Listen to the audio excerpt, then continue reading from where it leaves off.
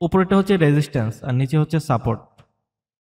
যাই হোক, কারণ আমি এগুলো নিয়ে ট্রেড করি না, আমি এগুলো বিশ্বাসই করি না, ট্রেড করা তো দূরের কথা, আমি বিশ্বাসই করি না এই সাপোর্ট রেজিস্ট্যান্স এগুলো কাজ করে।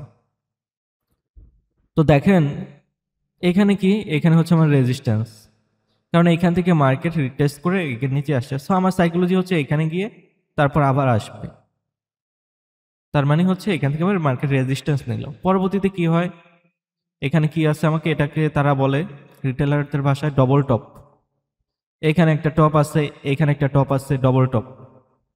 তো এই ডবল টপ থাকলে কি হয়, তারা তারা ডবল কনফার্মেশন পায় যে মার্কেটে এই জোনটা অনেক শক্তিশালী। কি, এই জোনটা অনেক শক্তিশালী। তারপর তারা কি করে, তারপর তারা আবারও এই জোন থেকে এন্ট্রি করে। কিসের জন্য? ডাউনে প্রফিট করার জন্য। বাট আদৌ কি এটা সাপোর্ট রেজিস্ট্যান্স এটা ভ্যালিড? ভ্যালিড হলেও এটা কিভাবে ভ্যালিড? কেউ বলতে পারবেন যে এই সাপোর্ট রেজিস্ট্যান্স এগুলা কতটুক ভ্যালিড বা এগুলা কতটুক কাজ করে মার্কেটে? এগুলো তো অত ভালোভাবে কাজ করে না। আগে হয়তো করছে কিনা, তখন তো আমরা ছিলাম না, কিন্তু এখন তো কাজ করে না, খুবই কম। এগুলা কাজ করে support will become resistance, resistance will become support হিসেবে। ভালোই কাজ করে তো। Support become resistance, resistance become support. আচ্ছা, মানে হচ্ছে রিটেস্টের মাধ্যমে বলছেন।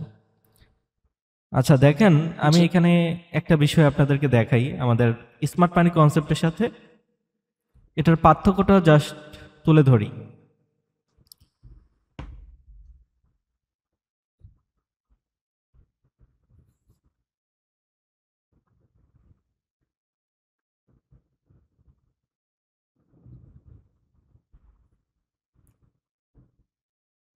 আচ্ছা দেখেন তো আপনি এখন এখানে কি বোঝেন?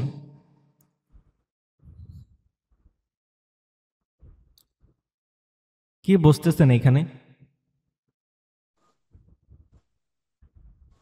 আইডিএম বচ্চক।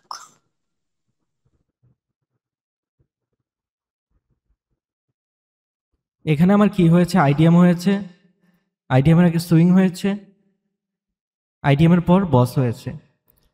তাহলে আমরা একটু আগে কি ড্র করছিলাম? আমাদের রেজিস্ট্যান্স এরিয়া ড্র করছিলাম না একটু আগে? কোনটা এটা? হ্যাঁ,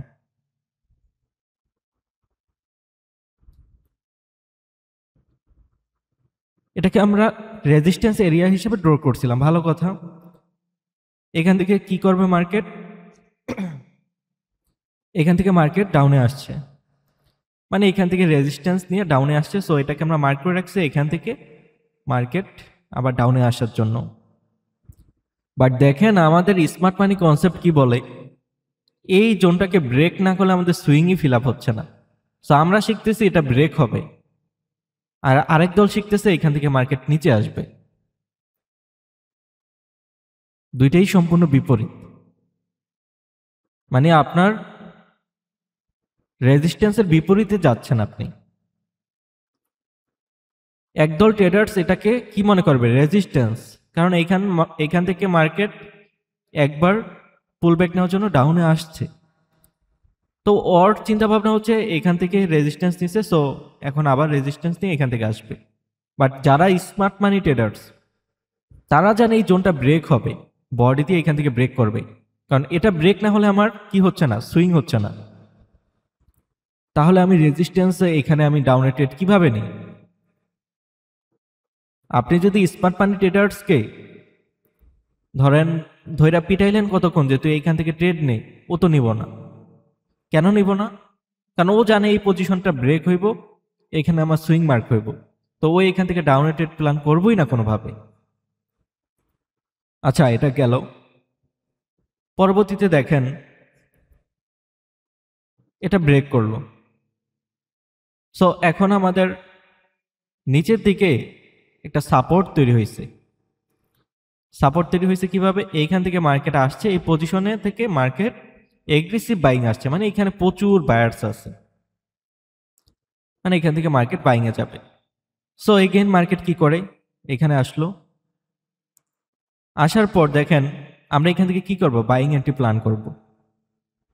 যারা রিটেলস ট্রেডার্স আর কি বাইং এন্ট্রি প্ল্যান করবে। কারণ কি? কারণ এটা সাপোর্ট এরিয়া।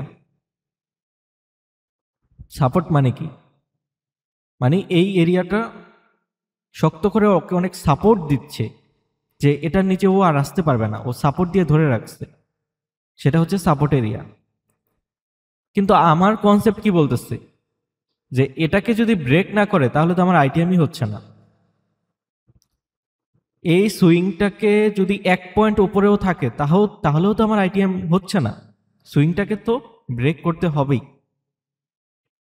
তাহলে স্মার্ট মানি কনসেপ্ট আপনাকে অলওয়েজ দিক নির্দেশনা দিচ্ছে আপনার সাপোর্ট রেজিস্ট্যান্স ব্রেক হওয়ার পরে আপনার ট্রেড প্ল্যান। বাট যারা নাকি সাপোর্ট রেজিস্ট্যান্স শর্টকাটভাবে এসএনআর বলে, তারা কি শিখে? তারা শিখে সাপোর্ট জোন থেকে বাইং এবং রেজিস্ট্যান্স জোনস থেকে সেলিং।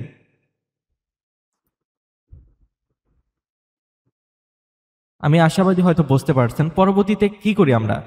এখানে যে আমাদের আইডিয়াম আছে, এই যে সুইংটা আইডিয়াম, আমরা তো এর নিয়ারেস্ট পয়েন্ট থেকে কোথাও থেকে এন্ট্রি প্ল্যানিং করি, তাই না? আর সাপোর্ট রেজিস্ট্যান্স ট্রেডার্সরা ওরা এন্ট্রি প্ল্যান করে, ওরা তো আর সুইংও বোঝে না, আইটিএমও বোঝে না, ওরা ট্রেড করে এই পজিশন থেকে। সো ওরা কি করে সেটা দেখানোর উদ্দেশ্য না আমার। আমার জাস্ট সাপোর্ট রেজিস্ট্যান্সের সাথে আমাদের যে পার্থক্যটা, আমরা স্মার্ট মানিটার যে ট্রেড করি, হ্যাঁ আমরাও সাপোর্ট রেজিস্ট্যান্স মানি, বাট এইভাবে না যেখান থেকেই সেলিং আসবে, যেখান থেকেই বাইং আসবে সেইখানেই যে সাপোর্ট এবং রেজিস্ট্যান্স, তা কিন্তু নয়। আমরা জানি কি, আমাদের পিওআই জোন যেখানে আছে সেইখানে আমাদের সাপোর্ট রেজিস্ট্যান্স।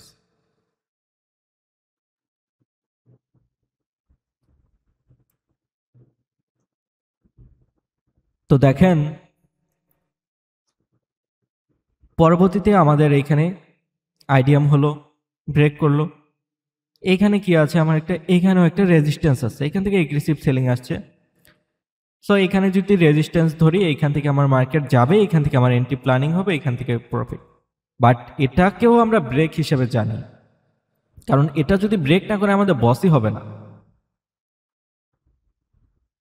সো আমি এটাই আপনাকে বোঝাতে চাচ্ছি যে আমরা প্রতিনিয়ত খেলতেছি সাপোর্ট রেজিস্ট্যান্স ব্রেক নিয়ে।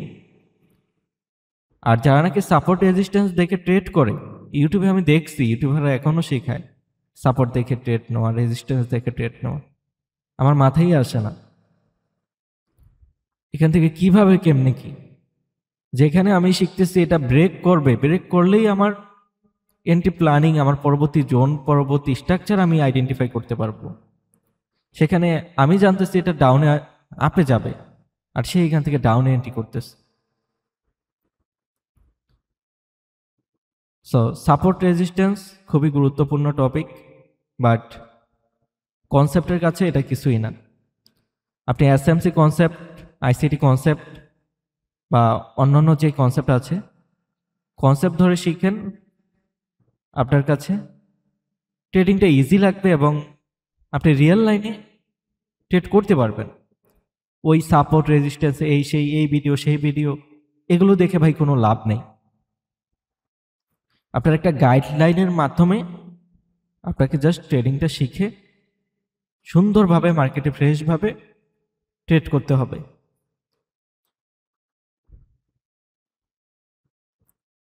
তো যাই হোক, এতটুক বিষয়ে আমি আশাবাদী বোঝাতে পেরেছি। সো আমি যে এসএনআর বিষয়টা বোঝালাম বা এখানে যে পার্থক্যটা বোঝালাম, এগুলো নিয়ে কি কারো কোনো প্রশ্ন আছে? থাকলে করেন।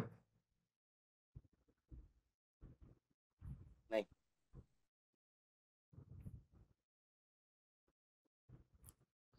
জি ভাই, কেউ কিছু বললেন?